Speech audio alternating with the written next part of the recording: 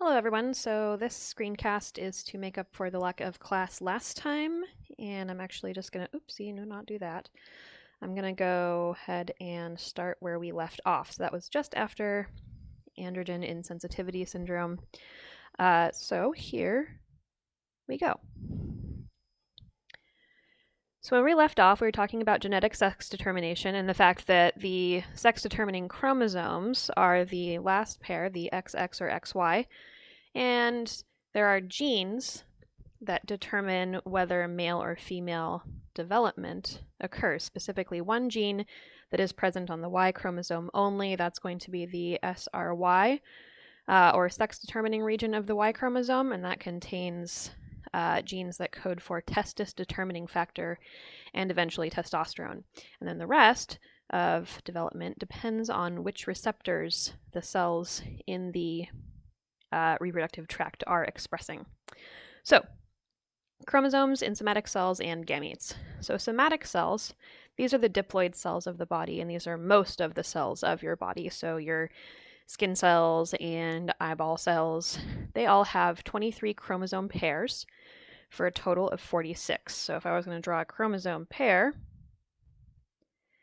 each chromosome consists of two sister chromatids, and then each chromosome pair consists of two sister chromosomes. So each pair is homologous, and that word means that they contain similar genes in the same order, but not necessarily the same alleles of those genes. And in this case, you get one chromosome from your mom and one from your dad. There are 22 autosomes and one pair of sex chromosomes. So the sex chromosomes are either X or Y. In humans, in Homo sapiens, females are the homogametic sex. So homogametic means same gamete. And that refers to the chromosome specifically. And heterogametic is XY. So hetero means different, and that means the two sex chromosomes in the pair are not the same as each other.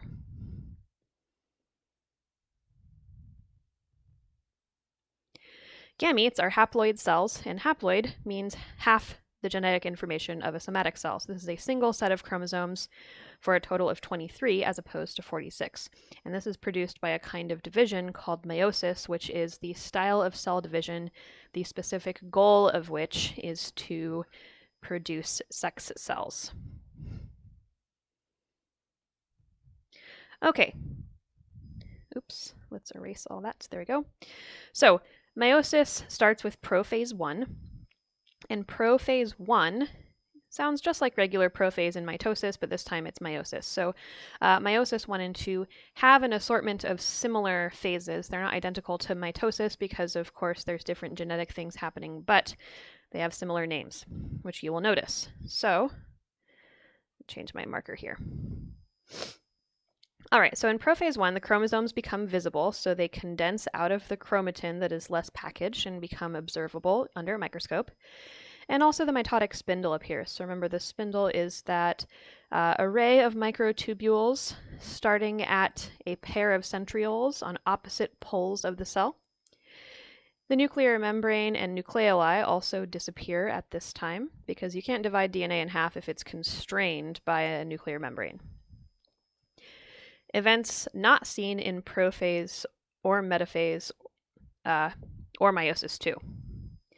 Synapsis. So this is the crossing over of homologous chromosomes.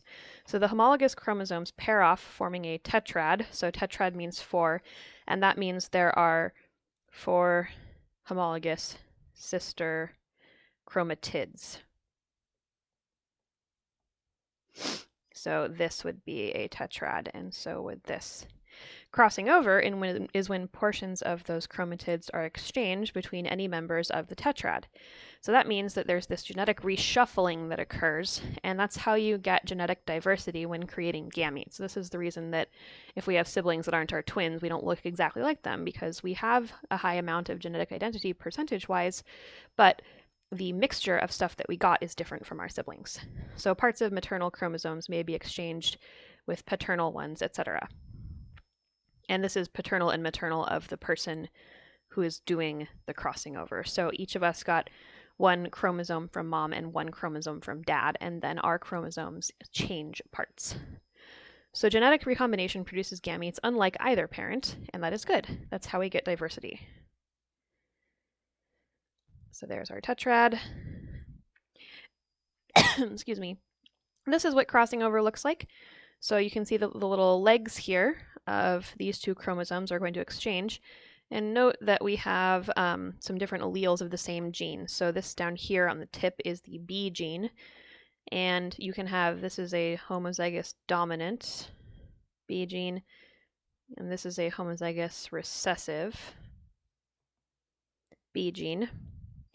And the result of crossing over is that you then get two chromosomes which have heterozygous gene combination. So heterozygote means that you have two different alleles of the same gene. So that's one possible outcome of recombination.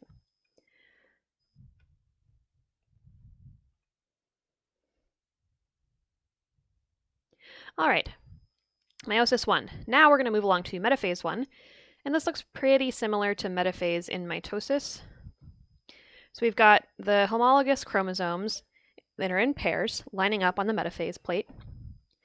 And then in anaphase I, the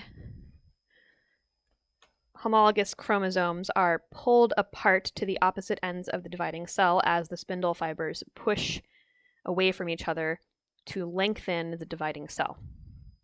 Telophase I and cytokinesis are similar to mitotic division. And here you can even see the nuclear envelope reforming. Oopsie. So that's very similar in nature to mitosis. So the result at the end is two cells with a haploid number of chromosomes. So the chromosomes are not as numerous as they were before. Now they each contain 1/2 of the original homologous chromosome pair. Meiosis II consists of 4 phases. These are prophase II, metaphase II, anaphase II, and telophase II. And these are similar to mitosis, so we get a splitting of the centromeres. And then in this case, since there's not paired homologous chromosomes, now you just have one chromosome at the center comprised of 2 sister chromatids. And during anaphase II, those are pulled apart, so that's what you're seeing here. So that's one of the 2 sister chromatids that make up this chromosome. And finally, in telophase II, very similar to mitosis, so the DNA decondenses to some extent, and you get the reformation of the nuclear envelope that's coinciding with cytokinesis. So each of the daughter cells produced by meiosis I divides during meiosis II, so the net result is 4 genetically unique haploid cells or gametes.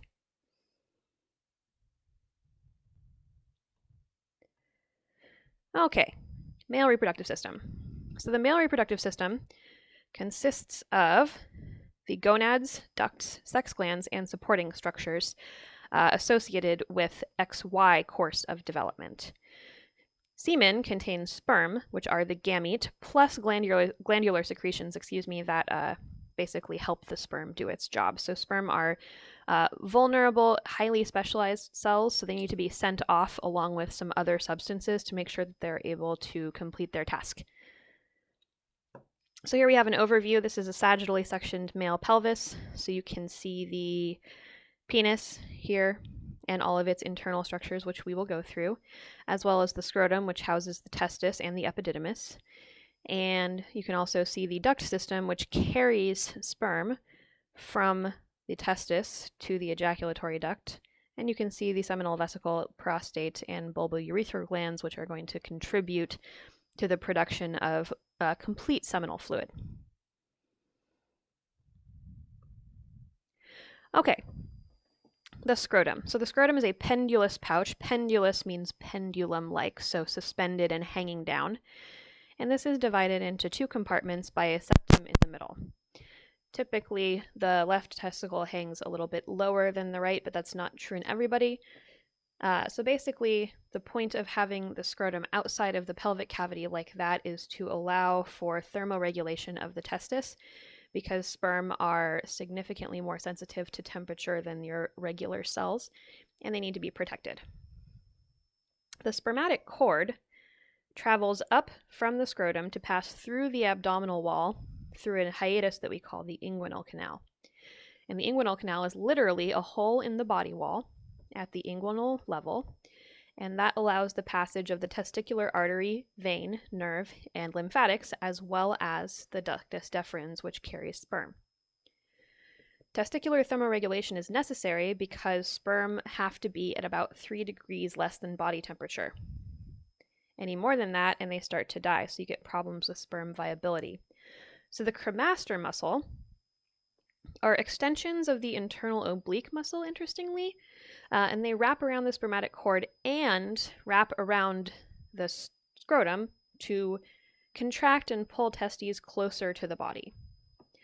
There is also another muscle called the dartos muscle, and this is smooth muscle that wrinkles up the skin, reducing the surface area of the scrotum and lifting it upwards.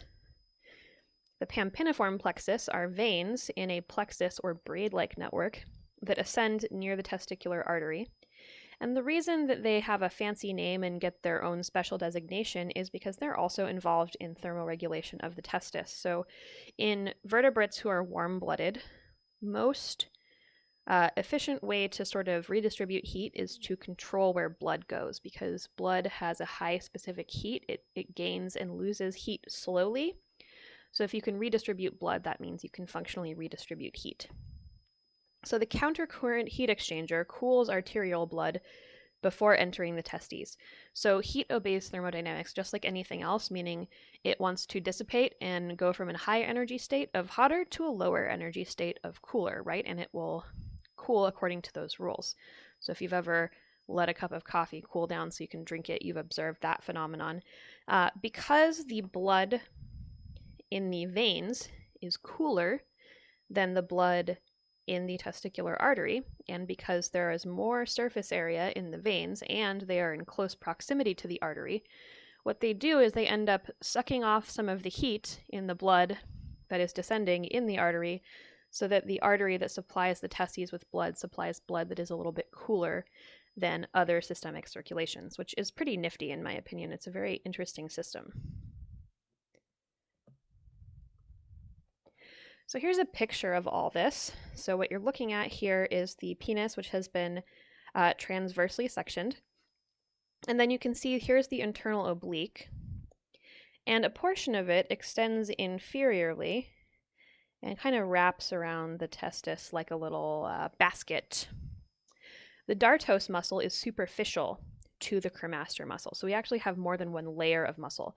The dartos muscle, as you can see, only extends up to the scrotum, whereas the cremaster muscle extends up to the pelvis. So the dartos muscle is really going to pull the testes up in a short sort of arrangement and change the shape of the scrotum, whereas the cremaster muscle is going to do the most significant lifting and relaxing. Here is the pampiniform plexus. It's this network of blue veins here. And you can see that it wraps very tightly around the testicular artery, so that's responsible for that countercurrent heat exchange function.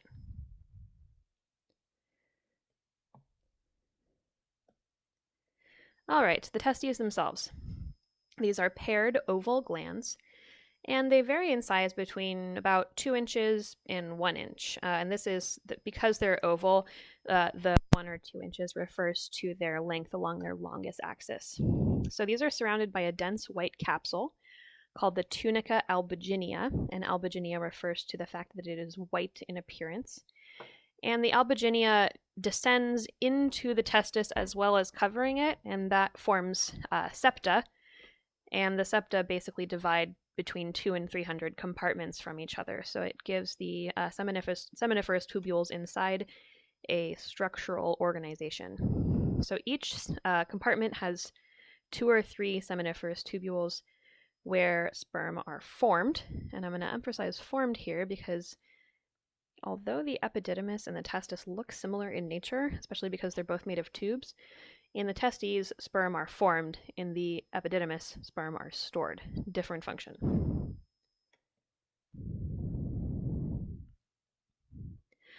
All right, so we talked about the tunica albuginea. Covering over that is the tunica vaginalis, and remember, vaginalis in this case refers to invagination or an inward folding.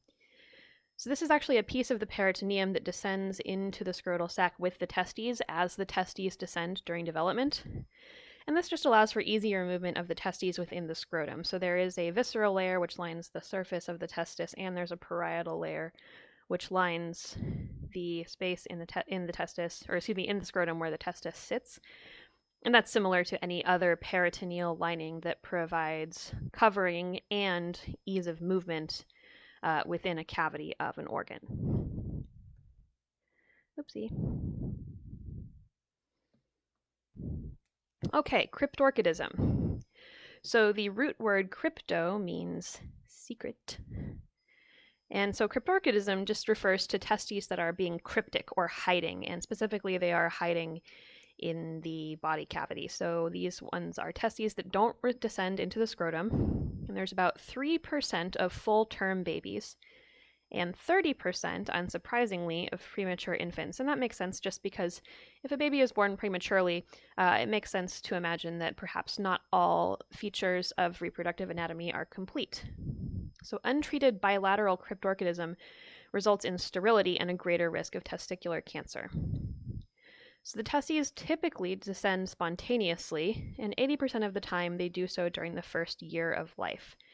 So surgical treatment is necessary before 18 months to correct cryptorchidism. So basically, if you have a male child and you notice, hey, that scrotum isn't looking the way that I think it should, not a bad idea to get it checked out, just because, hey, you never know, maybe your child wants to have a child someday, and you want to make sure that they're able to do that if they choose to. Okay, the formation of sperm. The word for this particular thing is spermatogenesis. So spermatozoans are the finished product. These are the cells that are able to swim and able to fertilize an egg. And spermatogenesis is the production of those from stem cells called spermatogonia. So here is a spermatogonium. Here's another one. Here's another one. So, low oxygen delivery by the testicular artery results in formation of very, very, very large mitochondria in the testis, in cells, and those help support sperm in hypoxic female environments as well. So when we get to the finished spermatozoan, you'll notice that there are abundant and very large mitochondria that form a spiral array in the midpiece.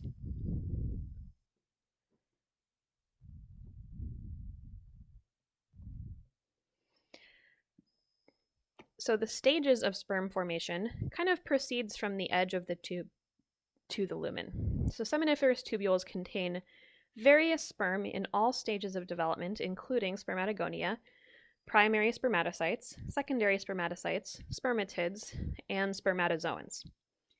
And the order in which you're likely to find these goes from edge to center. So if we go and look at our image here, this is the basal lamina forming the edge of the tube, and then spermatogonia are going to be towards the very edge. These guys with the big fat dark nucleus are primary spermatocytes, so they're one step away from the edge.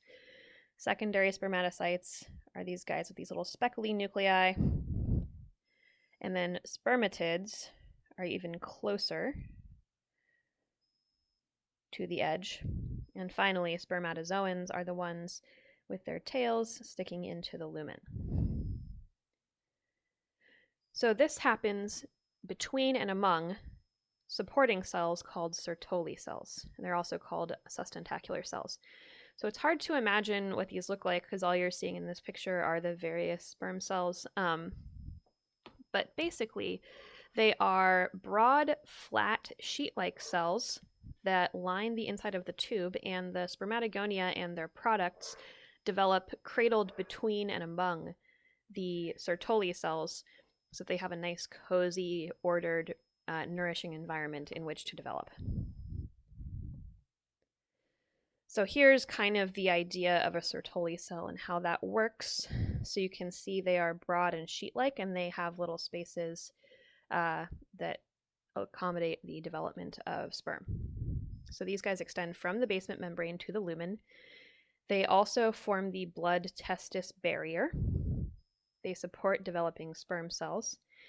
And they produce fluid and control the release of sperm into the lumen. So if you look right here, the late spermatids are kind of embedded in this puzzle piece-like fashion.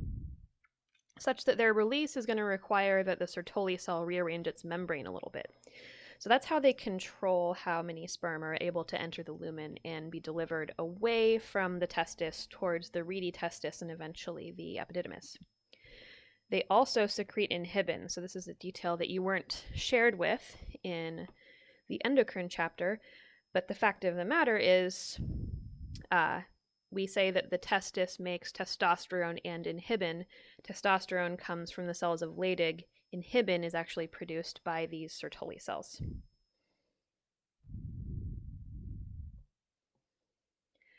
Okay, spermatogenesis. So males produce sperm throughout life from puberty until death typically. And that's different from females because females have sort of a shorter reproductive window available to them. And the reason for this is because of the difference in the way that stem cells are used to produce male versus female gametes. So in spermatogenesis, spermatogonia are the stem cells, and as per this 2N here, they are diploid. The product of each spermatogonium division after puberty, so with the influence of follicle-stimulating hormone, results in two different cell types. There's a type A spermatogonium and then a type B spermatogonium. The type A spermatogonium is going to sit outside the blood-testis barrier and is going to stay and continue to be a stem cell that can produce other stem cells.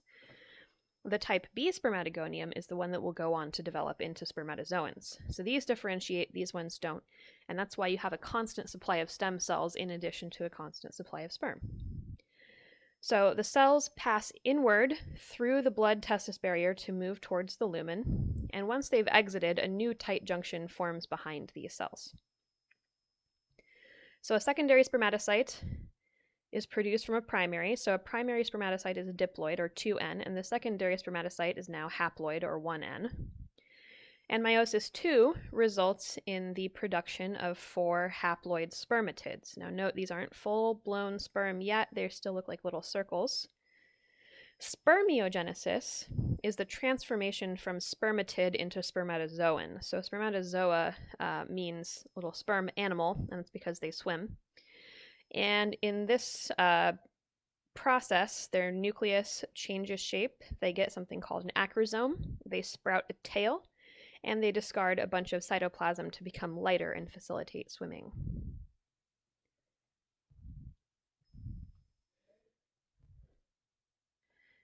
All right, sorry, I'm back. The dogs were acting up and I had to go fix that. So now that we're back, let's look at spermatogenesis and sustentacular cells.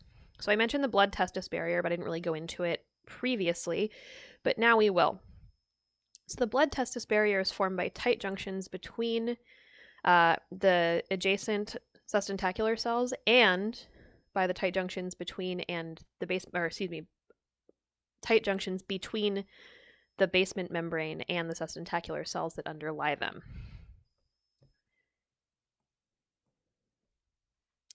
And that basically just helps to protect the developing sperm from any nasty business that might enter the testis from the blood. Because as we've learned previously, all kinds of toxins and bacteria and pathogens can travel in the blood, and it makes sense to protect the gametes from them.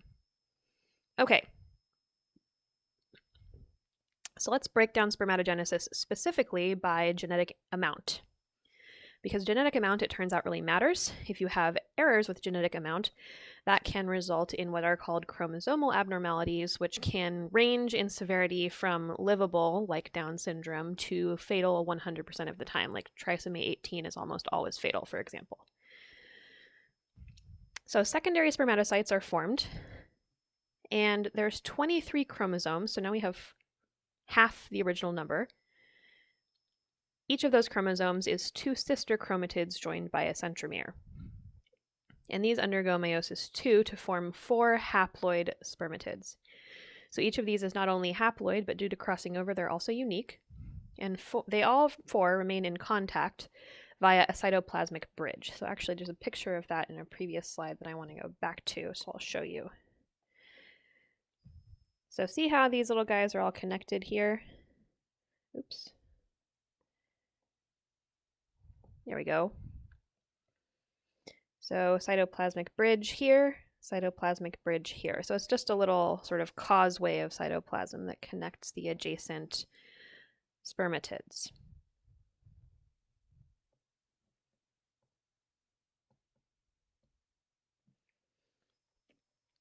So spermiogenesis is the maturation of spermatids into sperm cells. And spermination, or spermiation, excuse me, is release of a sperm cell from a Sertoli cell. So remember I said that the Sertoli cells were the gatekeepers of whether or not the sperm get to enter the lumen or not. They are indeed, and the process by which that occurs is called spermiation. So here's a closer view of spermiogenesis. So I mentioned a variety of events, but we can look at them more closely here. So here you can see the Golgi complex, which we know from our studies of cellular biology in 231. The Golgi complex, of course, forms the lysosome and the vacuole. And the acrosome is a specialized lysosome-like structure which contains enzymes that are specifically designed to burrow a hole in the outer covering of the egg cell. And so the acrosomal vesicle originates from the Golgi complex and right next to it. The centrioles, which remember are little microtubule guys, these are going to move away from the nucleus initially, and then towards the nucleus again, and they end up forming these two camshafts of microtubules, which are going to power the flagellum. Notice also here we have a basal body, which stays with the nucleus, and there's also a more distal body, and those turn around via motor proteins. The acrosome is meanwhile growing in size until it adopts this conical shape, which is cute. It makes it look like the spermatozoans are little guys wearing a gnome hat almost.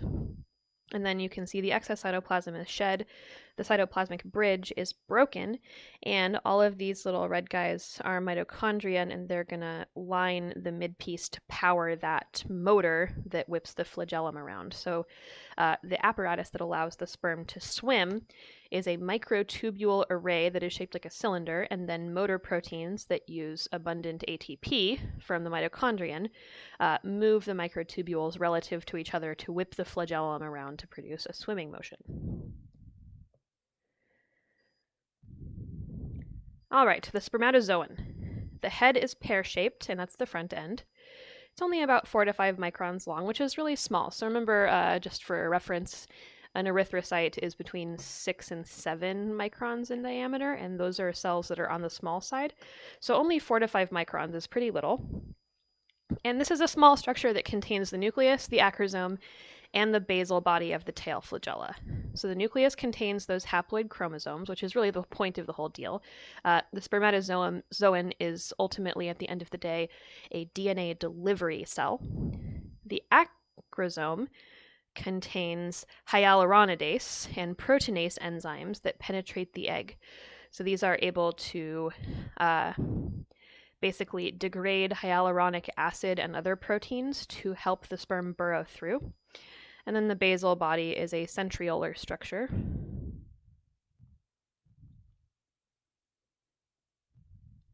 Which is involved in regulation of the flagellum. The tail is divided into 3 regions. There's a mid-piece with abundant mitochondria. And that central shaft I was describing earlier actually does have a name. It's called the axoneme. And this is the part that produces flagellar movement. So the principal piece is the axoneme surrounded by lots of microtubule fibers.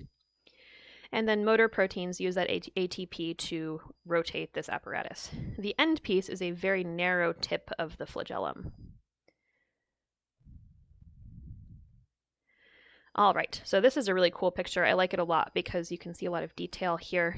And you guys know already how much I like microscopy images, and here is yet another. So we have the nucleus covered by the acrosome, which you can very clearly see. So this is full of hyaluronidase and proteinase enzymes. The nucleus is this big black body, and that contains the DNA, the haploid DNA. The midpiece is a little wider, and you can actually even see the basal body right here, and also the mitochondria, which are lining either side of the axoneme, which is this big central piece. Okay, So let's talk about changes to reproductive anatomy over the course of development. So from birth, the reproductive system is initially inactive because children's primary goal is to grow and differentiate and get bigger, so it's not important to reproduce yet. Reproduction comes after puberty. So a surge of pituitary gonadotropins, and remember, I want you to remember, gonadotropins are hormones that act on the gonads.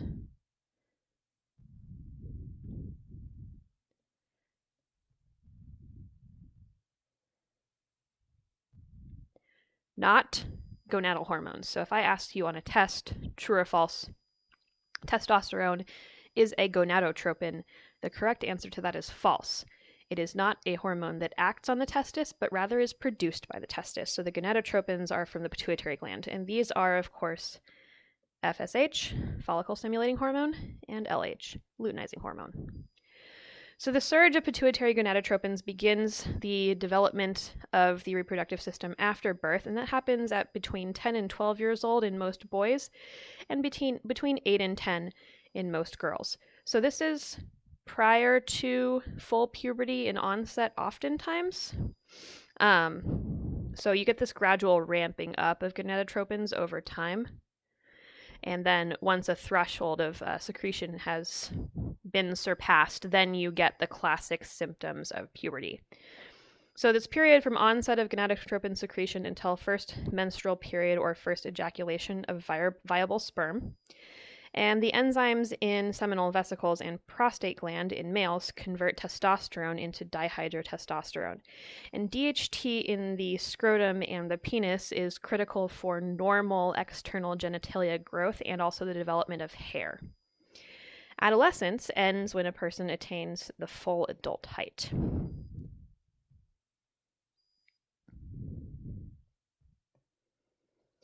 Okay. So the brain-testicular axis, and this is a place where we're going to revisit some of our study of the endocrine system.